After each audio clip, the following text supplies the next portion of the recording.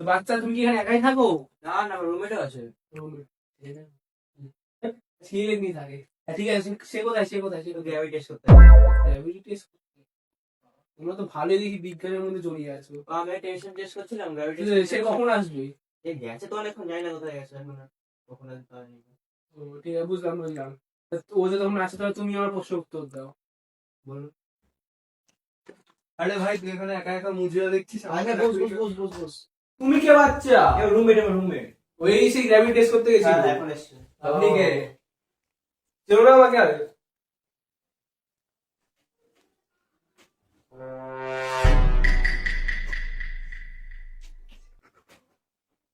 হ্যাঁ, আমি কে? আপনি আনএডুকেটেড।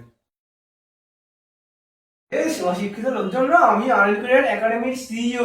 সি মানে জানো, ফুল ফর্ম জানো? হ্যাঁ, না আমরা জানি না, আপনি জানেন? ওই জন্য জিজ্ঞেস করছি। এটাকে কে বানিয়েছে রে? জানি না কে বানিয়েছে। তুই ঢুকতে দিয়েছিস কেন? ভুলকাট হয়ে গেছে, তাই মেন্টাল কাট হয়ে গেছে।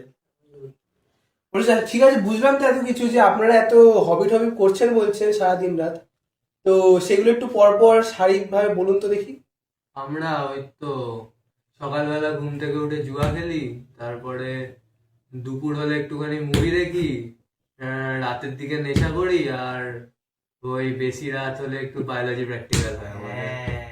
Biology practice? আমরা তো বায়োলজি যেই অ্যাসপিরেন্টস। হ্যাঁ, সেটাই তো। সমাজদার সমাজদার জিনিস জিনিস আর কফি।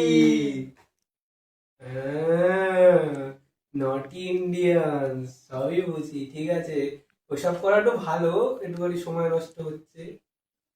তো অনেকক্ষণ তো কথোপকথন হলো, এবারে চলো তোমাদের কোশ্চেন অ্যান্সার র্যাপিড রাউন্ড শুরু করা যাক।